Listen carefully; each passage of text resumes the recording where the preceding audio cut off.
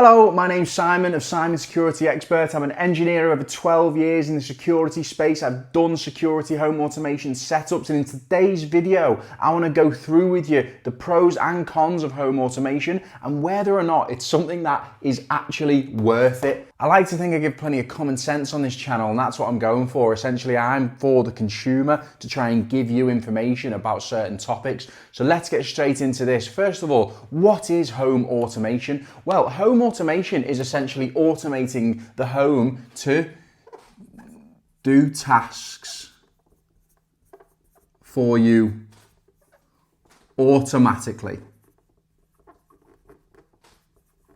So what do I mean when I say to do tasks automatically? Well, let's just think of some general examples of how it's supposed to be used. Then I'll talk about systems that I've fitted myself and give you an opinion based all around it. So let's imagine you've got a house and you get out of bed at say 8 o'clock in the morning. So your lights in your bathroom will come on at say 7:58 to get ready for you. Maybe the kettle will boil itself at 7:59. So the moment you get downstairs, the kettle's boiled, ready to make your coffee, or on your coffee machine and it's made you a coffee if you prepared it the night before.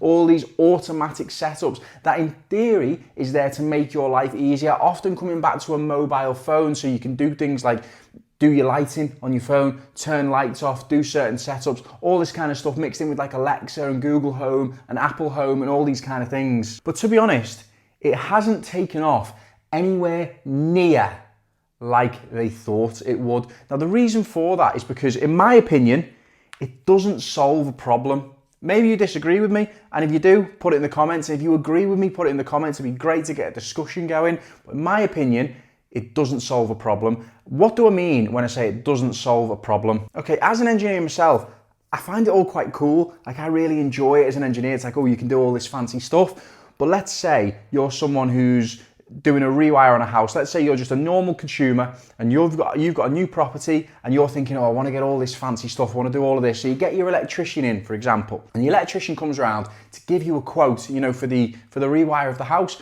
And he goes, I'm making these figures up a little bit, but it's just to give you an example of the actual setup and the pitfalls of home automation. So he comes around, he goes, okay, I say to do this whole rewire with nice, chrome switches and nice lights and everything fitted, it's going to cost you £10,000. And then the homeowner goes, okay, well, that sounds okay. Now, what if I want it to be automated? What if I want a home automation setup where the lights can, have a brains of the system? I can turn the lights off with my phone. I can do all these little fancy things. I can set up timers. I can do that. I want plugs to have smart plugs on so I can choose when they're on and off and do it all from my phone and have total control. And then the electrician goes, okay, look, I can do that for you. I can do all these bits and bobs, put all these things in for you.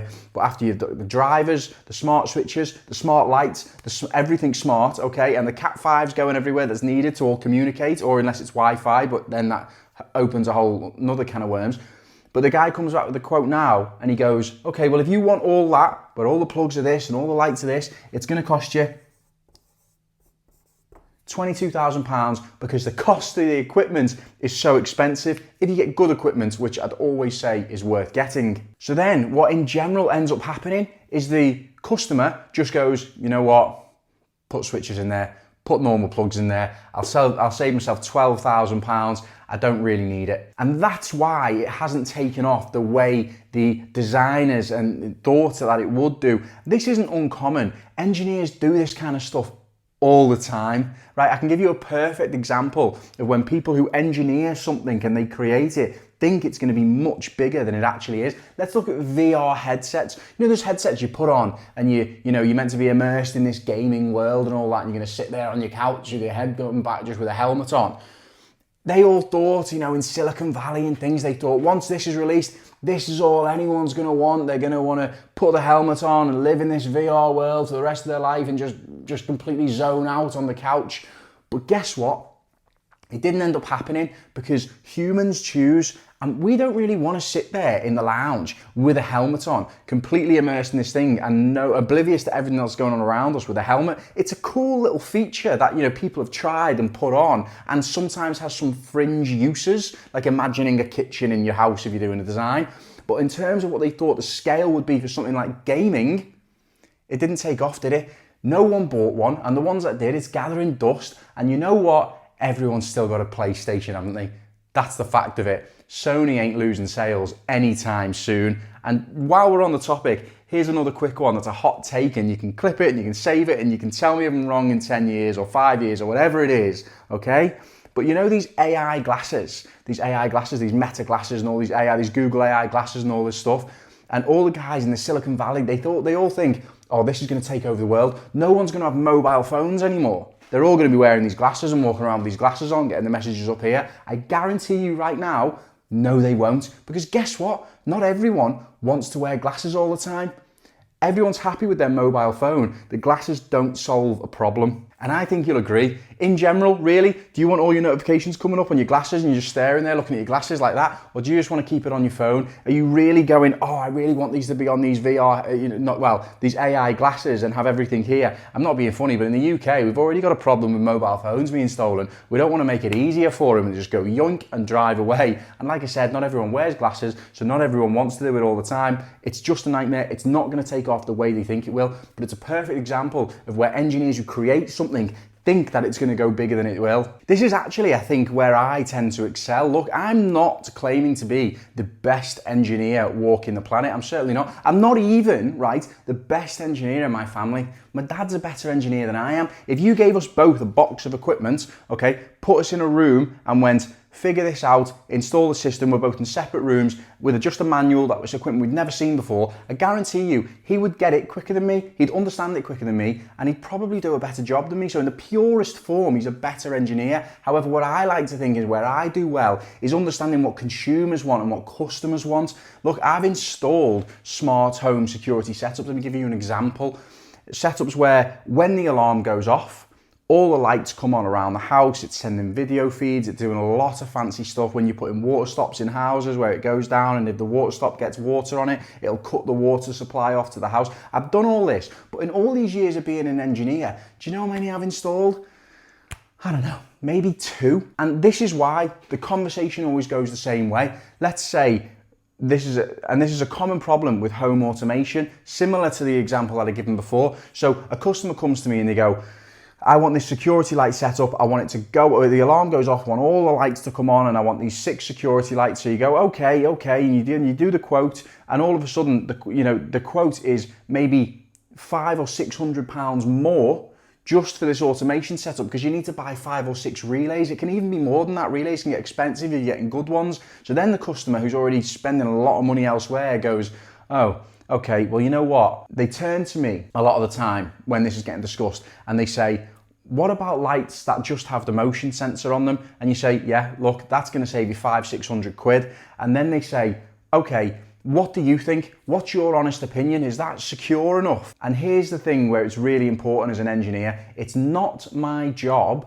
to oversell a product that is just more expensive to essentially get more money out of a customer. It is my job, where I feel it is my duty, to actually make the customer feel safe and secure with what is technically less. The moment they start to actually question it and they ask me and they say, do you think the security setup is actually worth it to do this, say, home automation stuff? I'll usually say, I don't have it at home. It's something I can install if you want it. And some people will go, yeah, I definitely want it. And then you go, okay, no problem. But the fact is, if they turn to you and they're a bit unsure at that point, it's best to just help them understand that it doesn't actually make them any safer. Okay, so if you've already got security lighting all the way around your property that's on movement sensors, that is realistically as safe as lights that come on when the alarm triggers. So I just want to make sure that they're comfortable and happy with what they're getting. What ends up happening, they always go for the more basic setup. They come away happy. I come away happy because they've got something that they think is worth it and they haven't overpaid. And do you know what ends up happening? They come back to me. They recommend me. That's what it's all about. And that's one of the real pitfalls and the bottlenecks of smart home automation as a whole. It has its place, it has its uses. Look, when you get into mansions and footballers' houses and things like that, okay, you've kind of got to have it, I guess. They've got to have all this fancy setup. But honestly, I stayed once in a house that was all Alexa controlled, and you'd say like, Alexa, close the blinds. And do you know what? It was annoying. I'd rather just flick a switch. I'd rather just do that. At the end, it actually doesn't take off because, like I said, it doesn't solve a problem. It's the same with smart plugs. So I had a smart plug because, you know, I still enjoy all this stuff because I'm an engineer. I still find it all very interesting.